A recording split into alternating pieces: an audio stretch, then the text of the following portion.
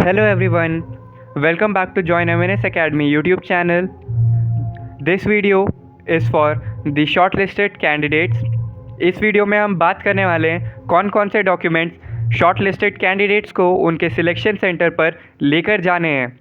इसके रिगार्डिंग जो डॉक्यूमेंट है वो जॉइन इंडियन आर्मी की ऑफिशियल वेबसाइट पे आपको मिल जाएगी, आप वहाँ से डाउनलोड कर सकते हो। सारी इम्पॉर्टेंट डिटेल्स को इस वीडियो में कवर किया गया है, तो आप इस पर भी रिलाई कर सकते हो और यहाँ पर आपको चीज़ें इजीली अंडरस्टैंडेबल वे में बताई जाएंगी, तो आप इसको फॉलो कर सकते हो। Let us start with the document. Starting में ही इसमें एक नोट दिया गया है कि जो फ़ोटोग्राफ आप चिपकाएंगे वो मैच करनी चाहिए उस फ़ोटोग्राफ से जो आपने अपलोड की है।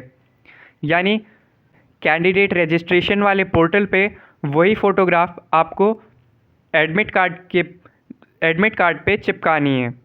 ये फ़ोटो सेल्फ अटेस्टेड होगी। तो पॉइंट 1 से स्टार्ट करते हैं। You must bring 2 copies of your admit card with self-attested photograph affixed on it. No candidate will be allowed entry without the admit card. यानी आपको एडमिट कार्ड की 2 copy लेकर आनी है और वो उस पर जो फ़ोटोग्राफ लगी होगी वो सेल्फ अटेस्टेड होनी चाहिए। उसको आपको एडमिट कार्ड पे पेस्ट करना है और इसके बिना किसी भी कैंडिडेट को एंट्री अलाउ नहीं की जाएगी।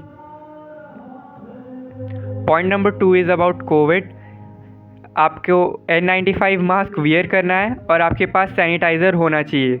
स्क्रीनिंग सेंटर पे बिना मास्क के आपको अलाउ नहीं किया जाएगा। मेडिकल टेस्ट में हो सकता है आपको कहा जाए आप मास्क हटा लें। पॉइंट नंबर 3, सभी कैंडिडेट को वैक्सीनेशन सर्टिफिकेट के 2 कॉपीज़ लेकर आने हैं। आप अपना वैक्सीनेशन सर्टिफिकेट कोविन पोर्टल से डाउनलोड कर सकते हो in case you don't have it. Point 4, the following document और certificates are to be produced in original along with 1 set of self attested copy of all the documents. Class 10th की marksheet, class 10th का passing certificate जो आपके date of birth को indicate करता हो, class 12th की marksheet और class 12th का पासिंग सर्टिफिकेट। ये सब आपको ओरिजिनल भी लेके आना है और एक सेट यानी इन सभी का एक कॉपी सेल्फ अटेस्टेड होना चाहिए।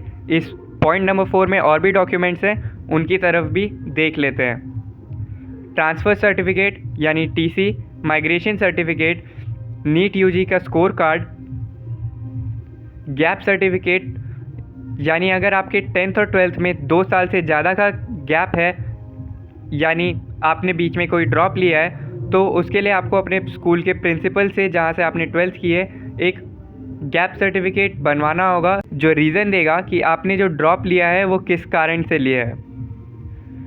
इसके बाद proof of having passed as regular student, यानी आपका एग्ज़ाम कंपार्टमेंट में नहीं हुआ होना चाहिए, आपने रेगुलर स्टूडेंट की तरह उसको पास किया हो। इसके लिए भी आपको सर्टिफिकेट अपने स्कूल से ऑब्टेन कराना है जो जहाँ से आपने 12th पास की हो। डोमिसाइल सर्टिफिकेट ये आपके पास होना चाहिए। आधार कार्ड ये भी आपको लेकर जाना है। SC ST सर्टिफिकेट अगर आप SC ST कैंडिडेट हैं तो, और ये आपको फर्स्ट क्लास मजिस्ट्रेट, तहसीलदार या सब डिविजनल ऑफिसर के लेवल के ऑफिसर से ही बनवाना है। ये उस एरिया का हो सकता है जहाँ कैंडिडेट रहता है या उसकी फैमिली नॉर्मली रिसाइड करती है, यानी आपका गांव वगैरह। Dependent certificate of army ex service personal from the competent authority, यानी अगर आप डिपेंडेंट हैं, आपके फैमिली में कोई आर्मी पर्सनल है या वो रिटायर हो चुके हैं, एक्स सर्विस पर्सनल है, तो उसका डिपेंडेंट सर्टिफिकेट आपके पास होना चाहिए। Certificate of proof of war window, dependents of person killed in action, dependents of died in harness, यानी एक सर्टिफिकेट ऑफ प्रूफ जो आपको बताए या सर्टिफाई करे कि आप वॉर विडो हैं या आप डिपेंडेंट हैं ऐसे पर्सनल की जो एक्शन में शहीद हो गए, या ऐसे डिपेंडेंट हैं ऐसे पर्सनल की जो सर्विस में जिनकी डेथ हो गई। Point P, NCC C certificate अगर आप इसके लिए एप्लीकेबल है। यानी आपने एनसीसी की ट्रेनिंग की है तो एनसीसी सी सर्टिफिकेट की भी एक ओरिजिनल और एक डुप्लीकेट कॉपी सेल्फ अटेस्टेड आपको लेके जानी होगी। ये सारे डॉक्यूमेंट जो है इन सब के लिए वही कंडीशन है जो पॉइंट 4 में दी गई है। तो इसके लिए भी आपको एक डुप्लीकेट, एक ओरिजिनल, एक डुप्लीकेट डॉक्यूमेंट आपको इसके लिए लेकर जाना होगा self attested. Certificate of participation in sports events at school, college, district, state और नेशनल लेवल, ये सिर्फ 8th क्लास के बाद जिनमें आपने पार्ट लिया उनको कंसिडर किया जाएगा। तो स्पोर्ट्स इवेंट्स में जो आपने स्कूल, कॉलेज लेवल पर पार्टिसिपेट किए हो उसके सर्टिफिकेट्स आपको साथ में लेकर आने हैं। Affidavit with copy of FIR in case of duplicate certificate, यानी अगर आपका सर्टिफिकेट डुप्लीकेट है, passing certificate, migration certificate, duplicate certificate तब बनवाया जाता है जब ओरिजिनल लॉस्ट हो जाता है।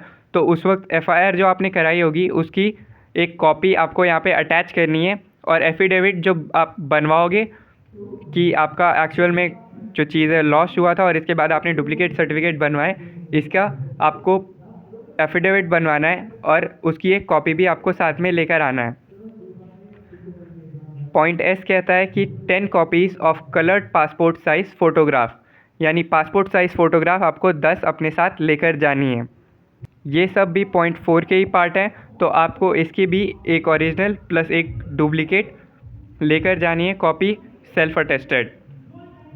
Point 5, you may be subjected to medical examination and will not leave station till it is completed and you are informed of the result of the medical examination.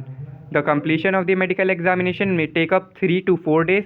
Any queries related to medical examination may be clarified from President Medical Board. यानी medical examination के लिए जो बच्चे जाएंगे अपना screening process और interview clear करके, वो सेंटर को लीव नहीं कर सकते जब तक कि उनका मेडिकल एग्जामिनेशन नहीं हो जाता और उसका रिज़ल्ट डिक्लेयर नहीं हो जाता। इसमें 3 से 4 दिन लग सकते हैं, और इसके बारे में आपको अगर कोई क्वेरी हो तो आप अपने प्रेसिडेंट मेडिकल बोर्ड के प्रेसिडेंट से बात कर सकते हो या उसे क्लैरिफाई कर सकते हो। पॉइंट 6 से टीए के बारे में, यानी ट्रैवल अलाउंस, तो इसमें बताई गई है कि जो आउट स्टेशन कैंडिडेट हैं यानी दिल्ली के बाहर के कैंडिडेट्स हैं वो टीए के लिए एप्लीकेबल है। टीए 2nd क्लास की ट्रेन फेयर के लिए होगा, फ़्लाइट फेयर्स इसमें कंसिडर नहीं किए जाएंगे, और ये आपके प्लेस ऑफ रेसिडेंस से जो प्लेस ऑफ स्क्रीनिंग है वहाँ तक का और जो बैक जर्नी होगी दोनों के लिए टीए आपको मिलेगा। आपको इसके लिए टिकट वगैरह प्रेजेंट करनी होगी कमांडेंट ऑफ द हॉस्पिटल के पास, जिसके बाद ये ऑडिट अथॉरिटीज़ के पास जाएंगी और वहाँ से आपका क्लेम सक्सेसफुली आपको इनिशिएट किया जाएगा, आपके पास रीइंबर्समेंट आएगा। अगर आपने टिकट जो है वो कंसेशनल रेट्स पे की है तो वो कंसेशनल रेट पर ही एडमिट की जाएंगी, यानी उसको आप फुल प्राइस पर क्लेम नहीं कर सकते। कैंडिडेट्स को एडवाइस किया जाता है कि उनके पास इनफ पैसे हो कि वो अपनी स्टे को और अपनी आने जाने की जर्नी को प्रॉपरली मेंटेन कर सकें। अगर आपको इसके रिगार्डिंग में, टीए के रिगार्डिंग में कोई बातचीत करनी हो तो आप कोरेस्पोंडेंस के लिए हॉस्पिटल को डायरेक्टली कम्युनिकेट कर सकते हो, मेल कर सकते हो basically. Point 7, any request for the change of screening date will not be accepted, यानी स्क्रीनिंग डेट में कोई भी चेंज एक्सेप्ट नहीं किया जाएगा। जिस डेट पे आपको रिपोर्ट करना है आपको उसी दिन रिपोर्ट करना होगा, failing to which you will not be able to appear in the process. ये के रिगार्डिंग एडिशनल इन्फॉर्मेशन जो मुझे पता है वो है कि टीए आपको, अगर आप फ़्लाइट से ट्रैवल कर रहे हो तो भी आपको दिया जाएगा, लेकिन वो उतना ही होगा जितना कि आपके रेसिडेंस प्लेस से किसी एक ट्रेन के 3rd AC क्लास के फेयर के जितना। 2nd class train compartment 3rd AC और स्लीपर को माना जाता है, तो उसके फेयर के जितना आपको क्लेम दिया जाएगा अगर आप फ़्लाइट की टिकट प्रेजेंट करते हो। तो ये भी बोला जाता है सेंटर्स पे कि आपके पास पासबुक का, जो आपका पासबुक है जहाँ पर आपको क्लेम लेना है, उसका फर्स्ट पेज का प्रिंट आउट लेकर आना। सो अगर आप क्लेम कर रहे हो तो आप ये भी साथ में लेकर जा सकते हो सकता है आपसे मांगा जाए। Point 8. The final merit will be prepared on the basis of NEET UG score, test of general intelligence and general English and interview marks।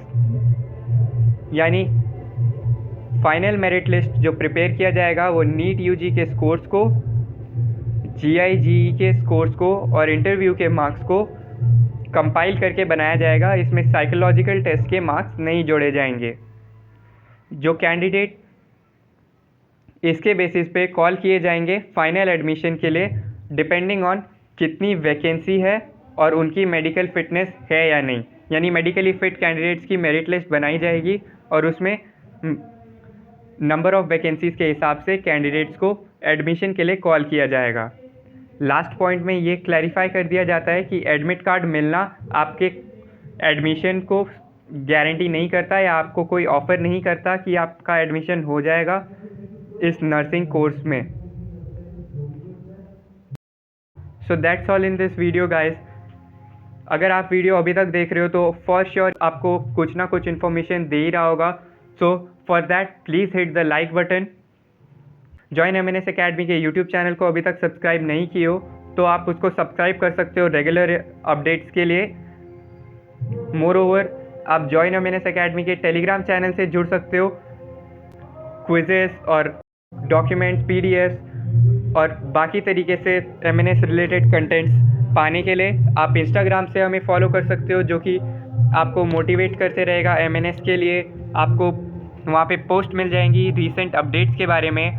सो ये सारी चीज़ें आप इंस्टाग्राम से जुड़कर पा सकते हो। एंड लास्टली यूट्यूब चैनल को आप सब्सक्राइब कर सकते हो, बिकॉज सारी चीज़ें आपको यूट्यूब पर मिल जाती हैं, from sessions, mock test, classes, notifications and other updates. So thank you friends. List of documents required का जो पीडीएफ आया था उसको हम आपको अच्छे से एक्सप्लेन कर पाए और आपसे अब इसमें कोई गलती ना हो। At last I would like to wish you all the best for your preparation, your journey and your selections.